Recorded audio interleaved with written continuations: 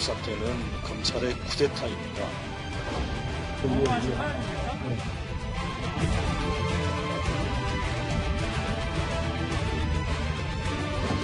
윤석열 총장은 지금 사실 식물총장 상태예요.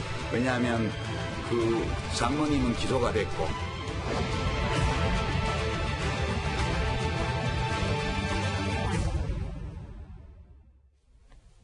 예, 윤석열 총장이 이번 주까지 골반 염증을 호소하면서 휴가를 냈었는데 윤 총장이 자리를 비우자 사표설이 흘러나오는 것처럼 그의 거취를 둘러싼 소문까지 구성해지고 있습니다. 이번에는요, 다소 난감한 공개 질의까지 열린민주당 비례대표 후보에게 받았습니다. 조국 사태는 정확하게 규정을 하자면 검찰의 쿠데타입니다. 한판 떠날 수밖에 없습니다. 그리고 올해 안에 반드시 정리하도록 하겠습니다. 짧고 굵게 가겠습니다. 이럴 때일수록 여러분 한 분 한 분이 헌법 질서를 지키는 헌법 수호자라는 점을 명심하시고 선거 범죄에 엄정하고 단호하게 대처함으로써 선거에서 공정한 경쟁 질서를 확립하는 데 만전을 기해 주시길 부탁드립니다. 법과 원칙에 따라 소신껏 수사할 수 있도록 저는 검찰총장으로서 전폭 지원할 예정입니다. 예, 열린민주당 비례대표 후보 8번인 황희석 전 국장이 윤석열 총장이 과거에 문 대통령 우리 덕에 대통령 되었다라고 말한 적이 있냐 이렇게 공개 질의를 했어요. 옛날에 제가 영화를 보면요. 그런 대사들이 있어요. 나는 한 놈만 팬다. 이런 영화가 있는데 예. 지금 황희석 후보가 보면 처음부터 끝까지 윤석열 총장을 겨냥을 하고 있습니다. 어떻게 보면 매번 말 자체가 윤석열 총장을 겨냥하고 있는 거예요.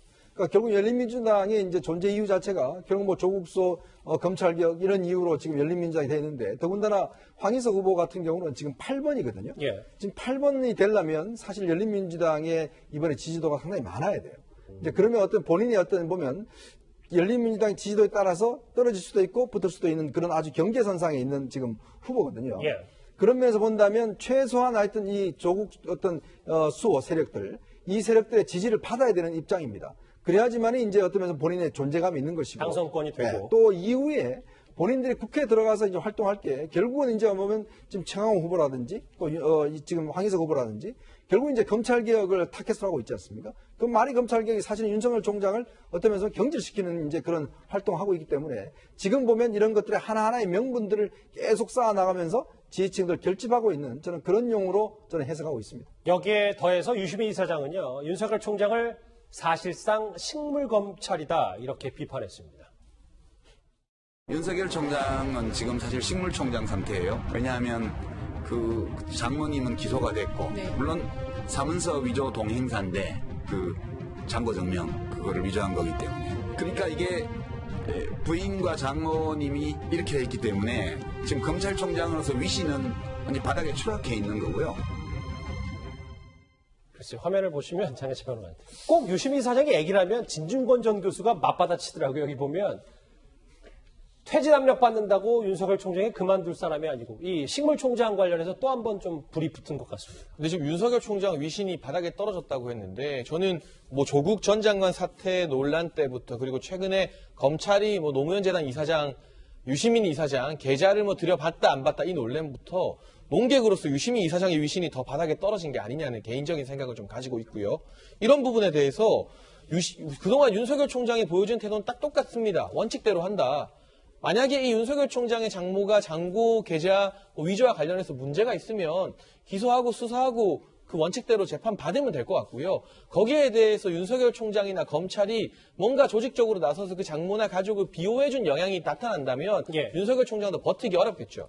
그 자리에서 내려와야 됩니다. 그런데 그러한 것이 없이 어떤 조직적 비호 없이 그러한 장고 위조 정도의 범죄라면 당연히 그 장모가 개인적인 책임을 질 문제고 윤석열 총장은 임기를 지키면서 본인이 직접 이 측근들이 좌천당하는 것을 감수하면서까지 밀어붙였던 정권의 실세들을 대상으로 한 여러 가지 수사들이 남아있습니다. 선거 관련 수사도 남아있고요. 금융 관련 수사도 남아있고요. 최근에는 또 라인펀드 사태가 내관이 될 수 있다는 그런 이야기도 많이 나오고 있는데 이 수사 저는 윤석열 총장이 외부의 어떤 영향과도 무관하게 원칙대로 밀어붙일 거라고 보고 있고 검찰총장의 거취를 놓고 밖에서 너무 지나치게 왈가왈부하는 것 윤석열 총장이 저는 거의 최초의 사례라고 보여지는데 그럴수록 과연 검찰로부터 수사받기 싫어하는 사람들, 수사가 시작되면 불편해지는 사람들이 있는 게 아니냐는 그러한 합리적 의심을 지우기 힘듭니다. 여야는요, 일찌감치 윤석열 총장을 중심에 두고요, 표결집에 나섰었습니다. 검찰의 두려운 겁니다. 검찰개혁이라는 미명을 내세워서 검찰을 장악해서 자기네들이 지금까지 저지른 비리를 갖다가 어떻게든지 면해보겠다고 하는 것이 조국 바이러스들이 아주 맹렬하게 활동하고 있는 실태입니다. 민주당이 제1당이 못 되면은 미래통합당의 국회의장도 뺏기고 공수처와 검찰개혁도 다 물거품이 되어버립니다. 저는 이제 두 거대 정당만 윤석열 총장 두고 싸우는 줄 알았더니 오늘 보니까 안철수 대표까지도 윤석열 수호에 나섰습니다. 왜냐하면 안철수 대표 입장에서는 제가 볼 때 총선 끝나고 나면 일정 부분 보수적 성향의 정당들과 같이 가는 쪽으로 가지 않을까 하는 제 개인적인 예상이 됩니다. 저는 그렇게 보는데 어쨌든 그러다 보니 야당이기도 하고요. 야당 입장에서는 여당의 입장에 반대 입장을 펼쳐야 결국 표를 더 많이 끌어올 수밖에 없어요. 그런 상황에서 본다면 저런 얘기를 하는 것은 지극히 총선판에서 당연한 거다라고 저는 보여지고요. 그리고 이제 안철수 대표 같은 경우 아까도 말씀드렸지만 총선 이후에는 태도가 분명해질 거라고 저는 봅니다. 다만 저는 이런 얘기는 꼭 해드리고 싶어요. 예.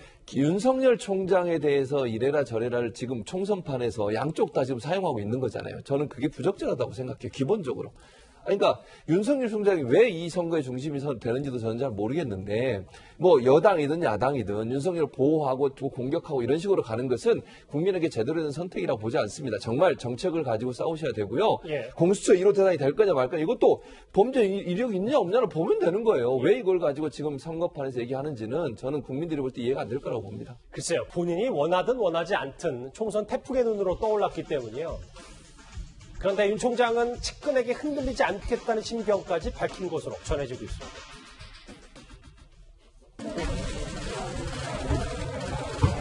2005년도인가 15년 전 딱 이맘때 바로 이 자리에서 전출 행사를 했던 기억이 납니다. 10년이면 강산도 변한다는데 15년이 지났는데 아주 그 모습 그대로 있어서 너무 반갑고 나머지 얘기들은 제가 우리 직원들하고 좀 나누겠습니다. 그 수사 기소 주체 분리 방안에 대해서는 어떻게 생각하십니까? 화면처럼 위원장님 주말 사이에 윤 총장 측근 전원이 나왔잖아요. 나는 몸무게가 100kg이 넘어서 아무리 흔들려도 흔들리지 않는다라는 얘기하는데 결국 이 얘기는 뭐 휴가를 이번 주에 내긴 했지만 앞으로 총선 이후에 진행될 수도 있는 정권 관련 수사 앞으로 꾸준히 하겠다 뭐 이런 의지라고 봐도 됩니까? 참 윤 총장은 아파도 휴가는 못 낼 것 같아요. 한번 휴가 내니까 이렇게 많은 이야기들이 나오고 있는 걸 보면 참 윤 총장이 어쩌면 이 사안에 굉장히 중심에 서 있는 것 같습니다. 예. 근데 지금 뭐 일각에서 여러 가지 윤 총장을 공격하고 있지만 저는 총선 끝나고 나면 지금 여러 가지 수사가 지금 당면에 있습니다. 울산 사건 같은 경우에 지금 윤 총장이 이제 이번 총선이 끝나고 나면 바로 이제 임종석 전 비서실장에 대한 소환 조사가 이제 진행될 겁니다. 선거 개입 의혹 관련해서요. 그렇죠. 본격적인 아마 이제 총선 끝나고 나면 수사될 거고 또 라인펀드 사건, 그 다음에 이제 신라젠 사건이 지금 남부지검에서 핵심 관계자들 최근에 구속을 이제 영장을 체포해서 영장을 청구한 게 있어요. 그러나 그 수사도 본격적으로 아마 시작이 될 것 같아요. 결국 이제 지금 뭐 7월달 되면 이제 공처가 수립이 되겠지만 그 이전에라도 검찰은 일단 법치에 그 기본적으로 따라서 수사를 해야 될 것 같고요. 그렇다면 윤 총장은 아마 기본적인 수사를 할 겁니다. 또 본인이 지금 장모 문제도 지금 서울 지금 형사부에 수사를 하고 있는 거거든요.